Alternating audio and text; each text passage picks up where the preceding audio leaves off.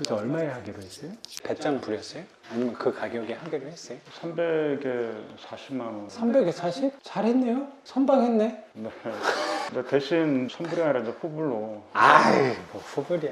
선불이냐 후불이냐는 밀릴까봐 하는 거잖아요. 그렇죠. 사실 이제 그런 것 때문에. 전혀 상관없는 부분이 부동산에서 하는 거니까 네. 후불로 해줘도 괜찮을 것 같은데. 그 월세는 잘 받은 거잖아요. 네, 그렇죠. 예. 원래 이제 월세 생각은 없었는데 아, 근데 그럼 매도 생각이었어요? 전세라든가 개토할 생각이었는데 선생님 수업 듣다 보니까 이제 생각이 좀 많이 바뀌어가지고 수익형으로 점점 이제 시세 차익보다는 이제 수익형으로 이제 앞으로 방향을 바꿔서 이제 좀 가야겠다라는 생각이 들어서 수익형으로 생각을 해도 시세 차익형하고 크게 뭐 차이 나는 건 없고 그래가지고 제 입장에선 선생님이 기존에 갖고 있었던 생각을 다르게 방향을 바꾸셨다는 거, 월세 쪽으로 했다는 거는 제 안에서는 기분 좋은 일이 아닌가 싶어요. 그렇죠. 이제 뭐 수업만 듣는 거에서 끝나는 게 아니라 이제 직접 내가 한번 체험해보고 수업 내용을 한 사이클을 다 돌려봐야지만 이제 완전히 이제 제게 되니까요. 예. 선생님한테도 의미 있는 기록이 될 수 있을 거라고 싶어요. 네, 선생님도 네. 이제 큰 변화를 앞두고 있는 거잖아요. 네, 그렇죠. 예. 안녕하세요, 작가 권재상입니다. 오늘 또 제 교육생께서 명도를 완료하셨습니다. 축하드립니다.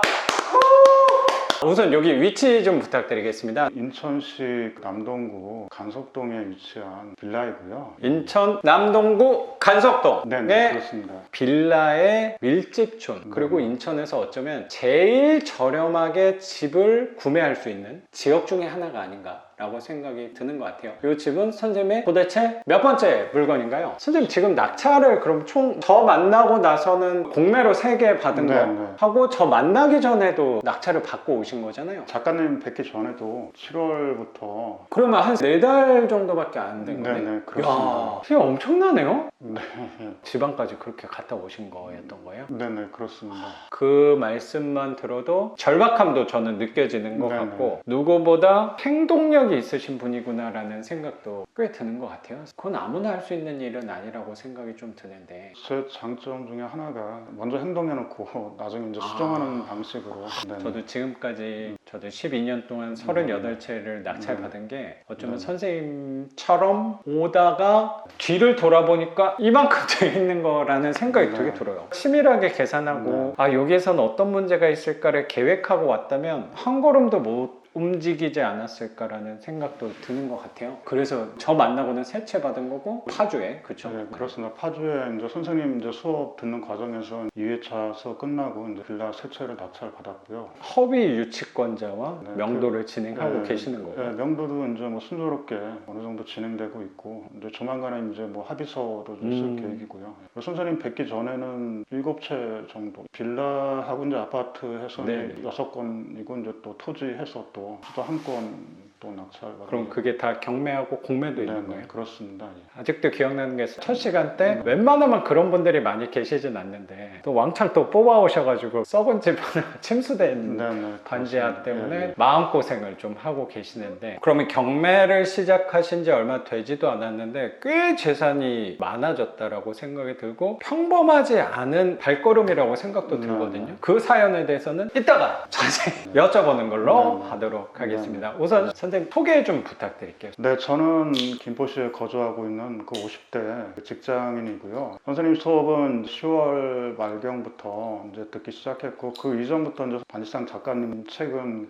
제가 이제 읽고 있었고 그래서 그래서 이렇게 전에 하던 투자하고는 좀 다른 방식으로 현금을 좀 만들 수 있는 그런 투자를 해야겠다라는 생각을 했는데 이게 책만 가지고는 이제 해결이 안 되고 시행착오로 좀 줄일 수 있는 부분이라든가 해결이 안 되는 부분은 직접 작가님을 뵙고 이제 수업을 듣는 과정에서 해결이 되지 않을까 생각으로 이제 제가 10월 말경부터 이제 수업을 듣기 시작했는데 의외로 수업을 들으면서 막혔던 그런 부분들이 예를 들어 대출이라든가 그리고 뭐 지역 선정이라든가 그런 부분에 대해서 굉장히 많은 도움을 받아서 아유 네, 그래서 이제 두 번째 수업하고 이제부터 이제 실행을 좀 옮겨야겠다는 생각을 해가지고 본격적으로 본격적으로 네. 매물 검색을 많이 했고요. 매물 검색하는 와중에 이제 파주에 아주 저렴하게 이제 5회 이상 유찰된 공매물 물건이 보여서 그것도 거의 한 반값에. 네, 그렇죠. 예, 감정가의 한 50% 정도로 해서 단독으로 다 그러니까 예. 선생님이 그 사각지대를 아주 잘 공략하셨다고 싶어요. 네. 제가 만약에 선생님 수업을 안 듣고 이제 계속 혼자서 했더라면은 이렇게 좋은 성과가 아유. 나왔을까 하는 생각이 드는데, 왜냐면은 제가 이제 기존에 해왔던 수업은 굉장히 좀 많은 곳에 가서 시세 차익. 예, 그렇죠. 이제 시세 차익을 잘 팔릴 만한 그렇죠. 부동산. 팔릴 만한 물건을 계속해서 이제 입찰을 했을 텐데, 근데 만약 그런 물건을 계속 입찰을 했더라면은 계속해서 폐찰도 할 수 있고, 그리고 낙찰을 받는다 하더라도 비싼 가격에 낙찰을 받아서 현금 흐름을 만들 수 있는 투자를 지속할 수 있었을까 하는 생각이 좀 들거든요. 불가능했을 거라 좀 생각이 들어요. 아유. 그리고 이제 거기다 또 대출도 제가 혼자서 나는 왜 대출이 안 되는가에 대해서 고민을 많이 했었는데, 그런 부분에 대해서 아무도 가르쳐 주는 사람도 없고 물어볼 만한 분들도 없고 해서 작가님 뵙고 이제 뭐 대출 공부도 같이 하고 하면서 앞으로도 이렇게 계속 이제 한 건, 두 건씩 뭐 1년에 꾸준하게 뭐 두세 건이라도 좀 낙찰 받으면서 계속 현금 흐름 만들어 간다면 분명 경제적으로도 그렇고 시간적으로도 그렇고 지금보다 네. 상황이 좀 많이 좋아지지 않을까 하는 생각이 들고 있습니다. 선생님이 절박한 상황이라는 거는 수업 시간에 네. 말씀을 좀 네. 해주셔서 예, 저는 이제 공무원이고요. 퇴직을 계획하고 네, 계시는 네. 집안 사정으로 인해서. 그렇죠. 저희 어머니께서 치매 환자세요. 간병이 있어도 케어가 안 되고 하니까요. 그러니까 보호자가 늘 항상 옆에 있어야 되고 이제 병원 갈 때도 이제 같이 따라다녀야 되고 하니까요. 저희 외할머니도 지금 치매셔서 네, 이모들이 네. 번갈아 가면서 있으니까 간접적으로는 느끼는 게 네, 많이 네. 있는 것 같아요. 어머니께서 치매 외에도 이제 건강이 좀 많이 안 좋으세요. 아. 항상 병원에 같이 모시고 다녀야 되고 이제 주기적으로 검사도 받아야 되고 치료도 받아야 되는 입장에서 이제 직장 생활을 병행을 하려고 하니까 내가 병원에 모시고 가고 싶을 때 조직에도 좀 피해가 갈 수도 있고, 그리고 또 제 자신이 이제 뼈라든가 연가를 자주 하게 되면 매번 말씀드릴 때마다 이제 불편한 마음도 있고 하니까 언젠가는 나도 이제 그 조직에서 이제 독립해서 이제 내가 하고 싶은 일을 해야 하는 순간을 언젠가는 좀 맞을 수 있겠다라고 이제 생각을 했었고, 조금씩 이제 준비는 하고 있었는데 우연찮게 이제 이번에 이제 어머니께서 건강이 확 안 좋아지시면서 도저히 이제 양쪽 일을 병행하기는 너무 힘들고 그 결정 시기를 좀 많이 앞당겨가지고 독립하는 시기로 해서 추진을 하게 된 거죠. 어머님이 좀 편찮으시니까 그래도 이때까지 좀 더 다니면 연금 받고 생각할 여유는 좀 적을 수 있겠어요. 아쉬운 부분은 승진에 대한 아쉬움이라든가 네. 연금에 대한 아쉬움도 있는데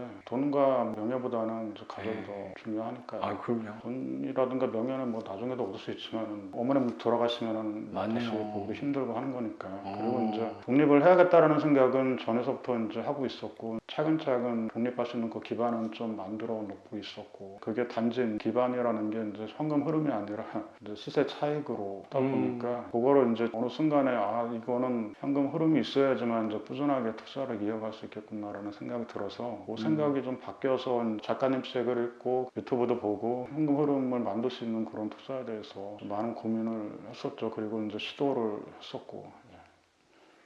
그러면 선생님은 원래 시세차익 쪽으로 투자를 경험도 있으시고 계획을 하고 있다가 고민 끝에 월세 현금 흐름 쪽으로 정하셨다는 생각이 드는데 과정에 대해서는 이따가 네. 자세히 여쭤보는 네. 걸로 하고 네. 기존에 낙찰 받으셨던 것도 수익률 계산한 것도 있다고 하시니까 그것도 이따가 한번 자세히 좀 여쭤볼게요. 우선 집은 영상 찍기 전에 살펴봤는데 컨셉을 잡으셨다고 생각하는 게 이 집은 완전히 깨끗이 올수리해서 선생님 전에 말씀하셨던 인천 용현동 네. 집 같은 경우는 그때는 힘을 왕창 주셨던 거잖아요. 네. 제가 뭐 보진 않았지만 걔는 목적이 원래 매도 계획했다가 지금 매도와 월세를 동시에 내놓으신 네. 거. 그래서 걔 같은 경우는 깨끗이 수리를 했는데 얘는 투자 목적에 맞게 최상급수로 꾸미기보다는 65점 정도로 월세도 최고의 금액을 받겠다기보다 적당한 선에 오면은 받겠다라는 관점으로 가는 게, 제가 뭐 이 동네를 무시한다기보다 이 동네에 그런 유형의 세입자분들이 굉장히 많기 때문에 더 잘 맞는 컨셉이 아닐까라고 저는 생각하거든요. 그래서 도배장판은 고민 없이 다 할 거고 싱크대는 그냥 쓰는 걸로.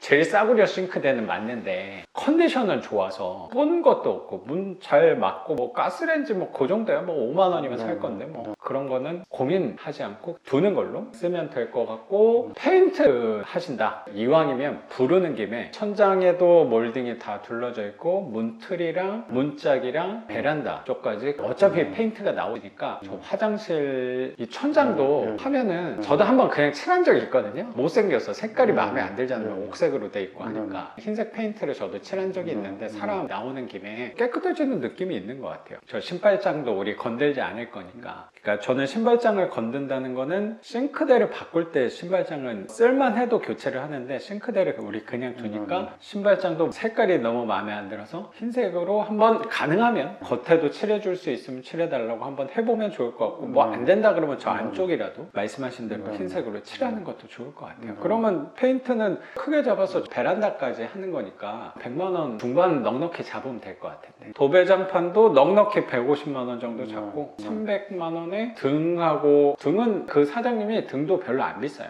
시간 좀 바쁘시잖아요. 병간호 하시느라고. 저 사장님은 등이 또 싸요. 특히 한 50만 원 정도 다 넉넉히 잡으면 할 수 있지 않을까? 그거는 한번 판단해서 거기서 혹시라도 한 2, 30만 원 줄인다라고 하면 직접 등 사다가 교체해도 좋을 것 같고 시간이 좀 여의치 않다라고 하면은 맡기시는 것도 저는 나쁘지 않을 것 같아요. 다른 데는 다행스럽게 누수 자국이 없는데 여기 안방 쪽에는 곰팡이 자국과 약간의 물 자국도 보이는 것 같은데 다행스럽게도 위쪽에 누수 자국은 없어요, 선생님. 그렇죠. 저 벽 쪽에 있는 물 자국과 창가 쪽에 곰팡이가 쓸어 있는데 옆에 집이 있는 것 같아요. 그래서 저기서 비나 아니면 단열 때문에 생기는 건 아닌 것 같고 저기 외벽 쪽에서 물이 조금 들어오지 않았나 싶긴 한데 여기는 최고의 월세를 받겠다라는 개념으로 접근하는 건 아니니까 거기도 그냥 도배 아니면 그 사장님은 단열 도배지도 쓰시거든요. 도배하시는 분들이 단열 도배지 또 싫어하는 분들이 되게 많아요. 왜냐면 잘 떨어진다고. 근데 저분은 그것도 잘 쓰세요. 날개로 꺾어가지고 요 벽이랑 요 벽 정도는 그렇게 해도 비용 차이가 크지는 않을 것 같긴 한데 한 뭐 10만 원 정도 플러스 달라나 싶긴 한데 곰팡이 없는 게 당연히 좋겠지만 우리는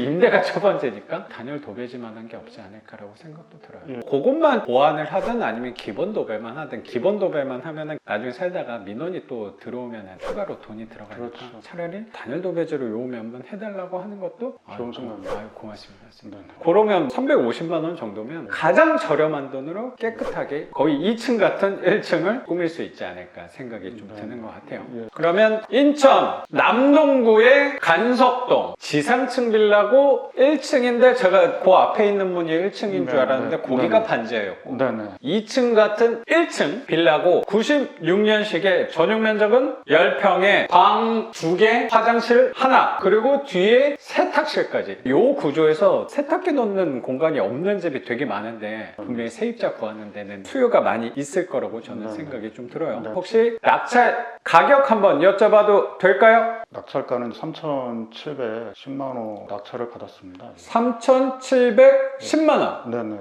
3,700의 집을 하나 살 수 있는 동네가 대한민국에 몇이나 될까라는 생각까지도 나름 여기 수도권이잖아요. 이 300만 인구를 보유한 인천시에서 3,700 낙찰 받은 거고 선생님은 그때 당시에 유주택자 예, 저는 기존부터 이제 다주택자고 해서요. 그때 당시에 유주택자 그러면 혹시 대출은 잘 나왔나요? 예, 대출은 91% 나왔습니다. 91%! 3,400만 원 나왔습니다. 3,400! 그럼 뭐 단순히 계산했을 때 구대 비용 해서 500만 원 갖고 이 집을 취득한 게 아닌가라고 생각이 좀 들어요. 그러면 한 달에 이자는 몇 번 내셨을 것 같아요? 이자는 이제 첫 실행 이제 그럼 한 달이 안 지난 거구나. 계략적으로 한 달 이자가 한 어느 정도 나와요? 16만 4천 원. 16만 4천 원. 그러면 못해도 이 집은 20만 원은 갖고 갈 수 있는 집이 되지 않을까 생각이 좀 들어요. 우리의 목적하고는 잘 맞는 집과 동네가 아닐까라고 생각이 들어서 이 집은 가장 큰 장점은 대출 이자가 16만 원이라는 그 부분이라고 생각이 들고 혹시라도 공실이 한두 달 있는 거에 대해서는 부담감이 없는 집이라고 생각이 드는 것 같고 졌다 차 이렇게 길가에 세워놨는데 재개발 조합 네,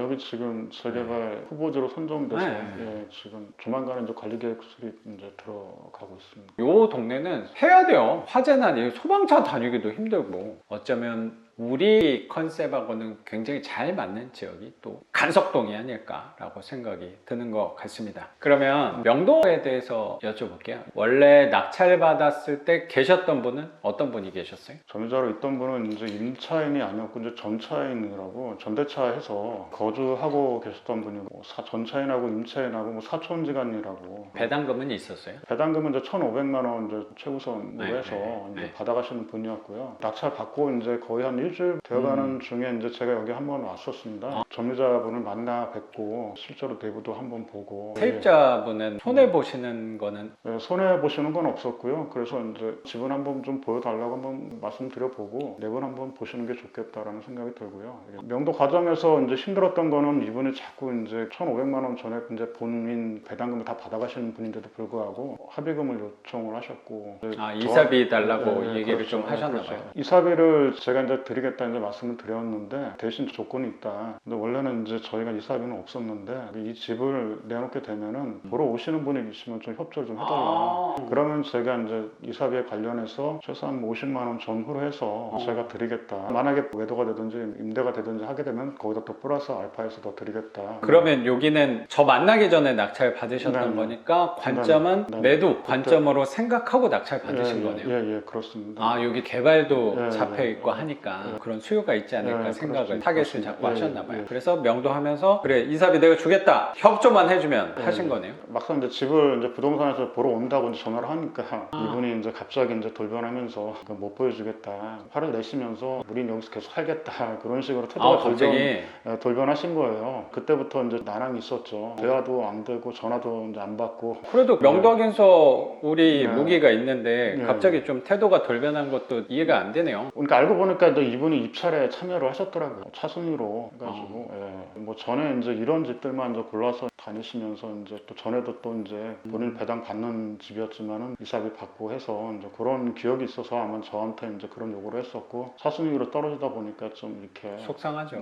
그런 부분도 있어서 이제 갑자기 약속을 틀어버리고 이제 전화도 안 받고 대화만으로 뭐 전화하고 문자 보내고 그것만 가지고는 안 되겠다 싶어서 이제 그때부터 이제 본격적으로 이제 내용증명도 보내고 계속해서 점유를 하시게 되면은 이 건에 대해서는 뭐 강제 집행이 들어갈 수도 있고 강제 집행이 들어가는 비용이라든가 점유자가 점유하면서 저희가 그 잔금을 치른 이후에도 계속 점유하시게 되면 또 부담이 또 반환 청구도 할 수 있다. 그렇게 이제 압박을 하는 내용 증명을 이제 보냈고 좀 효과가 있었어요, 확실히. 명도에 관련해서 이제 협조를 안 하시게 되면은 거기에 대해서는 이분도 이제 부담을 느끼신 것 같아요. 대화를 다시 시작을 하시면서 그 이사 날짜를 이제 잡게 됐고 이사 날짜를 잡았지만 또 차일피일 이제 미루면서 먼저 이제 명도 확인서를 달라고 이제 자꾸 얘기를 하셔가지고 그러면은 제가 명도 확인서 드릴 테니까 이사 업체하고 계약한 계약서를 저한테 좀 보여달라. 그래야지 저도 그 믿고 드릴 수 있지 않냐 그래서 요구를 했더니 또 그 이후에도 또 이제 또 며칠 또 지나고 또 이제 대답이 없다고 다시 이제 재차 요구를 하니까 이제 그때 이제 이삿짐 센터하고 이제 계약된 이제 계약서를 저한테 이제 보내줬고 이삿짐 센터에서 통화도 하셨어요? 통화를 해보니까 또 이분이 또 시간 약속을 또 안 하신 거예요. 그래서 제가 대신 시간 약속을 하고 이사 날짜에 맞춰가지고 이제 와서 지금 나가는 거 거의 한 90% 정도 빠져나간 건 이제 확인하고 제가 이제 명도 확인서를 드렸죠. 나가시는 와중에는 서로 덕담 주고받고 하면서 이사비는 지급을 하신 거예요? 이사비는 지급을 안 했습니다. 집 안 보여줬으니까. 제가 명확하게 이제 약속을 어기신 거는 선생님께서 약속을 지키셨으면은 집을 뭐 매도하거나 임대를 할 수 있었는데 선생님께서 약속을 어기시는 바람에 그러니까 손님도 있었는데. 그런 것 때문에 저는 이제 이사비를 지급을 할 수는 없다. 그랬더니 그분도 그 부분에 대해서 이제 수긍을 하셨고요. 짐을 90% 이상 빠진 거 보고 이제 확인하고 이제 제가 이제 명도 확인서를 드렸고 잘 마무리가 됐네요. 네. 선생님의 앞날처럼 명도도 순탄하게 흘러간 거 아닌가라고 생각이 좀 드는 것 같아요. 그리고 선생님. 작가님 강의도 또 도움이 됐던 게 명도 부분에 대한 또 강의가 있었고 그래서 그랬군요. 전에 배당받는 임차인 같은 경우는 명도 확인서를 명도를 하면 미리 이사비까지 주어가면서 상황은 아니고 해서 그런 거 이제 선생님께서 이제 중간중간에 이제 명도 관련해서 이제 그 조언 주신 부분하고 명도 확인서 그걸 무기로 해가지고 잘 마무리가 됐습니다. 우리 계산을 할 때 이사비는 생각하지 않아도 되지 않을까로 했는데 명도하면서는 실질적으로는 이사비를 조금 우리가 드리는 경우도 생기는 것 같은데 말씀하신 대로 그때 드리는 건 보통은 협조를 너무 잘 해주셔서 고마워서 드리는. 그렇죠. 보통은 이사하는데 이제 저희가 은행에서 이제 대출을 실행하고 이자를 납입하는 기간을 이제 뭐 최소화해 주신다든가. 지금 그러니까요.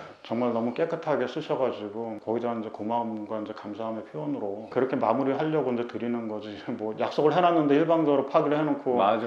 연락도 잘 안 연락도 하고. 안 받고 하시고 자꾸 이제 이사 가신다면서 자꾸 이제 차일피일 미루고 자꾸 이제 그렇게 하시니까 이제 제 마음에는 굳이 이런 분들한테까지 제가 이제 그 도움을 드려야 될 필요가 있을까 하는 생각이 들고요. 맞아요. 감정적인 부분이 조금 더 들어가게 되는 것 그렇죠. 같아요. 그때는. 명도 확인서만 있어도 명도 네. 확인서 무기로 해서 얼마든지 명도 가능하고 하니까 특히 명도 확인서로 네. 협상 가능한 케이스 네. 같은 경우는 네. 생떼를 네. 쓰는 세입자가 있다고 하더라도 우리가 힘을 쓰는 것을 배당길 전에 어떻게 하면 이사를 가게 네. 도와드릴 수 있을까를 고민하는데 웬만하면 배당길쯤 한 80% 이상은 다 네. 나가는 것 같고 네. 거기 1, 2주 정도 편차로 해서 거기서 더 이상 뭐 한두 달 점유하는 사람은 거의 못 본 것 같아요. 100에 한 명 정도 이사비 안 준다 해가지고 강제 집행하신 분이 딱 한 분 있는 것 같아요. 명도 확인서로 협상할 수 있는 케이스에서 99는 선생님처럼 배당길쯤 되면은 거기에 협상에 응하시는 분들이 더 많이 있지 않았나라고 생각이 들고 그래도 네. 선생님이 또 현명하게 말씀을 네. 잘 나누셔서 이사비 없이 명도를 잘 마무리하신 네. 거라고 생각이 좀 드는 것 같아요, 선생님. 그러면 이 집은 이제 바로 수리를 하고 금방 좋은 세입자 만날 수 있지 네. 않을까라고 생각이 드는 것 같습니다. 네. 그러면 선생님에 관해서 좀 여쭤볼게요. 한 1분만 쉬었다 해도 될까요? 예, 네. 그렇게. 그거 한번 보여줘도 돼요? 이게 처음에 그 1번 그거 갖고 오신 거구나? 제가 이거 처음에 이제 낙찰을 받았을 때는 네. 현금 흐름으로 전혀 생각 안 하고 낙찰 받았던 거라서 수익률은 거의 없어요. 저는 이런 동네가 있는지는 이제 처음 와봤는데 수업 시간에도 말씀드렸지만 주의해야 되는 동네로 말씀드리긴 반지하는 하지 했죠. 말아야 된다. 네. 이제 그렇게. 그래서 여기 온 거는 이제 재개발 후보지로 지정되고 있으니까 인천 지역인 뭐 개발도 되고 현금 흐름도 이제 만들면 좋은 지역이고 하니까 재개발 후보지로 이제 지정된 건지 알고 미리 이제 들어왔던 거고요. 살려는 사람은 있더라고요. 팔려고 내놓으니까 네. 사겠다고 하는 사람도 있고 하니까. 그러면 얘는 월세도 생각을 하고 계시는 건데 매매도 내놓는 상태로? 그렇죠. 이게 그러면 선생님은 생각하는 게 여기는 나중에 입주권을 좀 받아야겠다라는 관점에 그것도 같이 생각이 그것도? 있었고요. 여러 가지를 다 열어뒀네요. 이쪽 동네는 이제 와보니까 재개발이 될 수밖에 없는 소방차도 들어오기 어렵고 네. 주민들이 재개발에 대한 그런 열망도 있고 여기 되겠다라는 촉이 그렇죠. 좀 있었나 봐요. 그렇죠. 후보지로 이미 지정은 됐으니까 이제 시간이 이제 얼마나 걸리냐가 관건이고 하니까 갖고 있어도 괜찮고 부담이 없잖아요. 사실. 그렇죠. 수리비만 안 나온다면. 내가 보유하는데도 뭐 월세로 주든 뭐 전세로 주든 이제 보유하는데도 크게 부담은 없고 하니까 투자금은 뭐 적게 들어가 있는 상태고 네. 매매를 한달에도 투자하시러 들어오시는 분도 계시고 하니까 그분들한테 또 팔 수도 있고 하니까 제가 가진 물건 중에 상당 부분은 다 재개발이거든요. 하나는 또 보니까 구월동. 구월동도 임차 맞춰준 것도 거기도 재개발 후보지고요. 그러면 선생님은 땅 하나는 제외하고 저 만나고 낙찰받은 거 그거는 정확히 월세 투자였으니까 그거 3개도 빼면 기존에 갖고 있었던 거는 6개라고 생각하면 되겠네. 그렇죠. 경매로 낙찰받은 건 6건이고요. 그 이전에는 또 이전에는 뭐예요? 이전에는 시세 차익으로 해서 투자했던 그럼 언제부터 투자를 좀 하신 거예요? 본격적으로 투자를 한 거는 2018년도 꽤 되신 거구나. 경매를 한 게 7월부터. 그렇죠. 경매는 올해 7월이고요. 그 이전에는 뭐 분양권이라든가 아파트 이제 관련해서 이제 개토를 한다든가 이제 그런 식으로 해서 그럼 꽤 되신 거구나. 부동산 투자하신 지는. 그런데 이제 본격적으로 한 거는 한 2021년대부터 이제 많이 했었고요. 그럼 공직에 계신 거는 한 20년 정도. 20년 되신 거고 부동산 투자를 시작하신 게 뭐 18년 때부터? 그때 이제 관심이 이제 생기기 시작한 시점이고 분양권 이제 한두 개 사가지고 좋을 때였잖아요. 네, 그렇죠. 입주까지 직접 해보고. 근데 매입해가지고 들어가신 거예요? 들어가기까지 해보고 구세권 정도. 그럼 거기서 좀 재미를 보셨겠어요? 그렇죠. 그래서 투자금이 네. 그러니까 열채를 또 낙찰받는 힘이 또 되는 네. 거라는 생각이 좀 드네요. 시세 올라가서 분양권 차액 거두니까 내가 공무원 계속 해야 되나 이런 생각이 그때부터 스물스물 있었는데 또 어머님이 조금 더 편찮아지시니까 이거 업을 좀 내려놔도 되지 않을까 업을 내려놓을 만큼 이제 그렇게 투자금이 많이 회수되거나 네. 이제 시세 차익을 많이 누린 건 아니고요. 경제적으로 이제 자유를 얻으신 분들의 책을 읽다 보니까 네. 직장 생활만 해서 이제 근로소득만으로 과연 노후가 지금 생각하는 것보다 좀 좋아질 수 있을까 하는 그런 두려움은 나이가 들어가면서 직급도 올라가면서 이제 그런 생각은 이제 차츰 하게 된 거고요. 근래까지만 해도 제가 이제 퇴직을 해야겠다라는 생각은 없었어요. 그래도 선생님 때까지는 네. 연금이 지금 들어오는 신입 공무원분들보다는 좀 나은 편 아니에요? 그렇죠. 지금 들어오시는 분들보다는 좀 나은 편이긴 한데 그 먼저 계셨던 분보다는 좀 깎였고요. 그것만 가지고는 이제 생활이 안 되고 책을 많이 읽었어요. 네네네. 로버트 기요사키 작가님 책도 읽어보고 경제적 자유를 이루시는 네네네. 분들 책을 읽어보면서 마음에 동요가 왔는데 직장은 계속 다녀야 되는데 이제 갑작스럽게 어머니께서 이제 돌아가실 상황에 놓여 있게 되었어요. 그때부터는 취직을 하느냐 마느냐 이제 그런 고민을 많이 했었고 네네네. 돈과 명예보다는 가족이 더 중요하니까. 그리고 내가 지금 그만둔다 하더라도 기존에 조금씩 준비해왔던 시세 차익형도 어느 정도 이제 그런 거 가지고도 좀 생활할 수 있고 당분간 그, 시세 예, 차익 예, 예. 거둔 걸로 시간을 좀 벌 수 있겠다라는 그렇죠. 예. 생각이 좀 드네요. 현금 흐름으로 또 만들 수 있는 투자를 또 계속 해나갈 수도 있고 하니까. 그래서 18년도 때 경험을 하고 이제 2021년도에 그때 이제 한참 피크 때. 그리고 지방 투자 열풍이 굉장히 높게 그러니까요. 되던 때였거든요. 평택 아파트를 좀 많이 했고요. 많이 했어요? 몇 개나 한 거예요? 총 세 채 구축 아파트로 해서 재건축 생각하고 하는 거예요? 나중에 엑시트가 가능하려면은 누군가 내 물건을 이제 받아줄 사람이 있어야 되는데 그러려면은 그 물건의 가치가 좀 있는 예를 들어 용적률이 낮은 아직 그런 아파트라든지 많이 남아있는 것들. 그런 거 이제 재건축이 가능한 아파트 위주로 해서 그럼 그거는 그때 갭 투자를 3개 우선 한 그거 거예요? 하고 평택 이제 쪽에? 그 외에 이제 뭐 인천이라든가 이제 지방에 그때는 일반 매매로. 네네 일반 매매로 그런 물건 이제 21년도에 집중적으로 좀 많이 했고요. 조금 더 자세히 여쭤보면 그때 갭 투자 해놓으셨던 것들은 좀 올라갔다가 떨어져서 보합 상태 정도 되는 건가요? 21년도에 제가 보유했던 물건들은 지금 현재 가보다는 더 낮은 가격으로 그때 이제 매수를 했었기 때문에 대부분의 물건들이 상승장 초입 부분에 샀던 물건들이고 손해를 보거나 뭐 역전세를 맞은 물건들은 없었고 다 갖고 있어요? 대부분 현재 보유를 하고 있고요. 보유도 하고 있고 또 일부는 또 매도도 하면서 중간중간 차익 실현도 한 거니까. 생활비라든가 이제 투자금도 이제 만들어 가고 있고요. 21년도 이제 다량으로 많이 했습니다. 야, 선생님 진짜 서두에도 말씀드리긴 했지만 행동력이 강하시구나가 느껴지네요, 선생님. 그때 만약에 진입 시기가 좀 더 늦었다거나 그러니까. 굉장히 위험할 수도 있었는데 다행히 상승 초반에 이제 다 대부분 그러니까. 다 들어갔던 물건들이고 해서 그때 집중적으로 잡아놓은 게 다행이라는 생각이 좀 드네. 순차적으로 3, 4개월에 하나씩 몇 개를 했다 그러면 목적에 물리는 것도 있지 않았을까라는 생각도 들기도 하네요. 그리고 뭐 대부분 다 소액으로 들어갔기 때문에 물건들을 그럼 많이 선생님은 샀었고요. 그래도 네. 조그만 거긴 하지만 거의 다 아파트고 망각하고 있었는데 굉장히 자산가네요.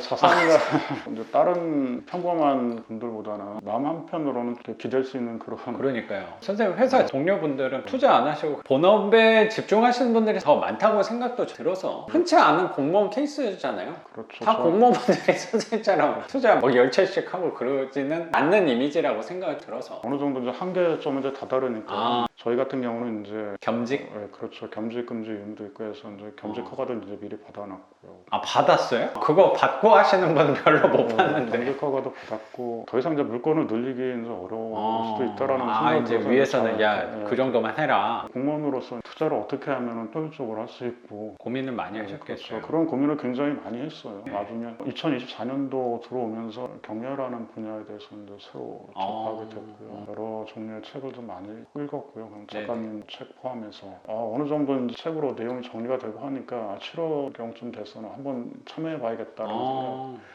그러면 선생님은 저희 수업을 들으시긴 했는데 다른 수업도 들으셨어요? 아니요, 경매는 수업 없이 그냥 책만 보고 이제 와, 그게 쉽지 않은데 이론을 배우는 게 어렵다 쉽다의 개념이라기보다 완벽하다고 생각해도 입찰을 실제로 하는 게 쉽지는 않은 부분이라고 생각은 들긴 해요. 제 장점이 성공력이 굉장히 남들보다 선생님도 얘기하면서 느껴지는 게 선생님 자신에 대해서 생각을 굉장히 많이 하셨다는 생각이 드네요. 감히 저보다 형님이시지만 이건 내가 내가 잘하고 이건 내가 약하고를 잘 파악하고 계시는 느낌이 되게 드네요. 하다 보니까 시행착오도 있고 입찰에 참여한 거는 5월부터 했는데 낙찰된 건 7월경이고 하니까 그동안에 계속 폐찰한 거잖아요. 폐찰하면서 이렇게 그렇죠. 쓰면 안 되겠구나라는 생각도 들고 막상 입찰해서 낙찰돼 보니까 그 다음 단계 초인종 누르고 명도를 해야 되고 그런 과정을 접하면서 네. 또 다른 물건을 또 입찰을 하고 책 내용만으로는 부족할 수도 있겠다. 뭔가 여기 대해서 시행착오를 줄이고 수익은 높이려면 먼저 이쪽 분야에서 경험이 있는 선생님들 강의 한번 들어보는 건 좋겠다 생각해가지고 강의 듣기 시작하다가 작가님 강의를 최근에 듣게 되었어요. 고맙습니다. 그러면 21년도까지 일반 매매하고 경매를 하신 건데 원래 경험에 있어서는 시세차익적 경험이 더 많이 있잖아요. 일반 매매까지 생각을 해보면. 그리고 7월에 낙찰받으신 6, 7건 사례 같은 경우도 시세차익 쪽으로 생각을 했는데 이것도 그때 받으신 거고 생각을 바꾸게 된 뭐 저는 수업 시간에 항상 월세가 선이다라는 식으로 방향을 잡는 경향은 있지만 선생님도 시세차익 경험을 해보셨으니까 앞으로의 투자 방향은 뚜렷해졌다고 저는 생각이 들어서 시세 차익을 하는 이유도 그렇고 현금 흐름을 하는 이유도 그렇고 결국은 내가 경제적으로 이제 자유롭게 되기 위해서 하는 거거든요. 수백억대 부자가 되기 위해서 하는 것도 아니고 단지 이제 내가 내 시간을 자유롭게 활용할 수 있고 돈을 쓰고 싶을 때 쓸 수 있는 그런 사람이 되기 위해서 하는 건데 서로 상충한다라는 생각은 안 들고요. 서로 부족한 부분을 보완하는 부분이라고 생각을 하는데 근데 시세 차익형으로만 하다 보면은 어느 순간에 내가 물건을 팔아야 할 때가 있거든요. 부동산이라는 건 또 사이클이 있고 해서 제가 시세차익 쪽으로 접근해 본 적이 없으니까 팔아야 될 시기가 종부세 기준일까요? 아니면 양도세나 팔아야 되는 시기라는 거는 한 번씩 임차인이 바뀌는 시기가 있거든요. 2년 내지는 4년 정도. 그때 시기를 놓치면은 팔기가 힘들어요. 껴서 있는 네. 상태에서 내놓기가 좀 애매하구나. 팔기가 힘들고 그리고 또 2년 후, 4년 후에 뭐 세입자가 나간다 하더라도 그때 부동산 시장 상황이 그리고 그 지역 상황이 이제 또 어떠냐에 따라서 내가 팔 수도 있고 못 팔 수도 있고 하니까 생각보다 수익이 크지도 않을 수도 있고 하니까 그 텀에 꼭 공략을 해야 되는 거네요. 그렇죠. 그리고 당장 제가 지금처럼 수입이 없을 때는 생활비도 만들어야 되는데 그때마다 집을 팔 수는 없는 거고 하니까 그 시세 차익형으로는 할 수 없는 그런 부분들을 현금 흐름 투자로 해서 보완할 필요는 있다 그런 생각이 들고 제가 이제 직업이 없어지고 하면은 당장 수중에 들어오는 그런 돈의 흐름이 더 중요하지 먼 미래에 얼마만큼 차익이 생겨서 그 돈 가지고 내가 부자가 되느냐 마느냐보다는 당장 오늘 내가 생활할 수 있는 마음의 안정감을 줄 수 있는 현금 흐름이 더 중요할 수도 있고 해서 현재는 현금 흐름에 좀 더 이제 비중을 좀 많이 두고 있고 기존에 세 차익형으로 경매라든지 이제 매매로 취득했던 것도 이제 차츰 이제 현금 흐름으로 좀 바꾸어가는 그런 과정이라고 좀 생각이 듭니다. 시세 차익에 대해서는 이 시장을 떠난다라는 개념이라기보다 선생님도 퇴직을 계획하고 있다 보니까 안정적인 현금 흐름, 직장이 주는 굉장히 큰 장점이잖아요. 회사에서 주는 월급이 사라지다 보니까 순서가 있다면 그거를 대체할 수 있는 거로 우선 파이프라인을 만들어 놓은 다음에 어느 정도 준한 수준이 되면 그때 과거에 경험했던 그 시세 차익 쪽도 병행을 해야겠다라는 방향이라고 느껴지네요. 선생님 얘기하면서 느껴지는 게 바쁘게 어머님 병간호 하시면서 투자하고 명도하고 지금 사례도 여러 개다 보니까 좀 정신없이 새벽에도 연락 주시고 했던 게 기억이 나서 바쁘게 지금은 보내고 계시는데 현금 흐름에 대한 투자 목적이 내 상황이 나아진다면 선생님이 추후에 생각하고 있는 어업이나 하고 싶은 일 같은 게 있으시다는 생각이 제가 조심스럽게 들긴 했는데 계속 전업 투자자로 살아가실 것 같은 느낌은 안 들어서 투자라는 건 죽을 때까지 하는 거니까요. 맞아요. 저도 한다라고 이제 생각을 하고요. 최종적으로 제가 이제 원하는 목표가 월 1,000만 원이든 뭐 30억 내지는 50억 이런 게 목표가 달성을 했을 때 과연 그 다음 이후에 이제 목표는 이제 뭘까? 그렇죠. 그 다음에 목표가 없는 경우에는 이제 그 목표를 달성했을 때 굉장히 그 그래요? 부분에 대해서 그렇죠. 되게 허무하더라고요. 그렇죠. 저는 목표가 좀 작아서 그랬나 되게 허탈했어요. 이제 나 뭐하지 아직 젊은데 이 생각을 되게 많이 방황을 많이 했어요. 그래서 저도 그런 부분에 대해서 생각을 해봤거든요. 저 같은 비슷한 유형이 지금 상황에서 벗어나려고 이제 노력은 하지만은 이제 그 방법을 잘 몰라서 도움이 좀 필요하신 분들께 제가 뭐 경험했던 걸 좀 나눠주거나 경험했던 거에 대해서 좀 알려줄 수 있는 사회에 조금이라도 좀 보탬이 될 수 있는 그런 사람이 되기 위해서 저도 선생님 말씀하시니까 큰 공감이 또 되는 게 그게 월세의 힘이라고 생각이 들어요. 시세차익 쪽에서는 경험이 많지 않다 보니까 꼭 월세 쪽이다 라는 거에 대해서는 편향적일지는 모르겠는데 그때 구체적으로 어떤 일을 해야지, 어떤 나눔을 해야지, 기부를 해야지 정확히는 모르겠는데 회사 월급하고는 차원이 달랐다고 생각이 들어요. 똑같이 회사 월급 뭐 300만 원 받는 거를 월세 300만 원 받는다면 차원이 달라지는 것 같아요. 선생님도 아까 회사를 얘기하면서 항상 뭐 저도 회사 경험이 있으니까 그 회사에 대해서는 그 회사 일이 마음에 든다 들지 않는다를 떠나서 정해진 시간에 내가 꼭 거기에 매여 있어야 되는 부분이 제일 큰 답답함이었고 제약이었던 것 같은데 투자하다 보면 이렇게 시간을 써서 선생님 저 오기 전에 인테리어 사장님이랑 견적도 보고 했잖아요. 그런 부분이랑 우리 입찰도 가야 되고 다른 행위를 해야 될 시간적인 부분이 있는데 그런 것들은 거의 다 내 기준으로 조율을 할 수 있었다는 부분에 자유도가 굉장히 높아지는 것 같다는 생각이 들고 어떻게 보면 이 생각의 스케일이나 차원 자체가 전 조금 달라지는 것 같아요. 수입에 있어서 급이 전혀 다른 수입을 갖게 되면 거기에 서서 내가 보는 시선들은 분명히 달라지는 것 같아요. 그렇게 저도 오다 보니까 아까 선생님이 일단 행동에서 오면서 수습하니까 뭐 이렇게 되고 차익도 거두시고 자산도 이렇게 형성하신 거라고 저는 생각이 드는데 그 부분 되게 공감이 되는 게 오다 보니까 집이 이만큼 38채가 된 거고 또 제가 주제넘게 선생님 같은 분 앞에서 설명을 하는 사람이 된 것 같고 하다 보니까 책도 쓰게 된 것 같다는 생각이 되게 드는 것 같아요. 그리고 영상까지 찍고 있는 제 모습을 볼 때 제가 회사를 딱 6년 정도 다녔었고 지금 퇴사하고 나서 한 이제 7년 정도 이 생활을 하고 있는데 거의 절반 정도 돼 있잖아요. 한 10년 전에 회사를 다니고 있는 제가 지금의 모습을 상상조차 할 수 있었을까라는 생각이 되게 들어요. 말이 안 돼요. 아, 내가 이렇게 영상을 찍고 선생님 옆에서 대화를 하고 수업을 하고 책을 쓰고 근데 내가 눈앞에 보이는 거 일단 저질러 보고 저도 퇴사해버리고 하다 보니까 급하니까 선생님도 분명히 이제 회사 퇴직을 하시면 지금 생각도 엄청 불안하실 거라고 저보다 더 오래 계셨는데 그걸 이제 끊어버린다는 거는 밤잠이 안 올 거라고 생각도 드는데 그 두려움 덕분에 내가 더 움직이는 것도 분명히 있잖아요. 저도 물론 그랬던 것 같고 빨리 현금 흐름을 만들어야지 부모님이나 가족들을 보살필 수 있다고 하니까 힘을 다해서 눈앞에 급한 불을 하나씩 끄다 보니까 제 안에서는 아까 선생님 말씀하신 대로 그래도 내가 어느 정도 이 사회에 일이라도 기여하고 있는 부분이 있지 않을까라는 저도 자존감, 성취감 같은 것들이 전보다는 좀 나아진 것 같다는 생각이 되게 드는 것 같아요. 선생님도 고민을 굉장히 했잖아요.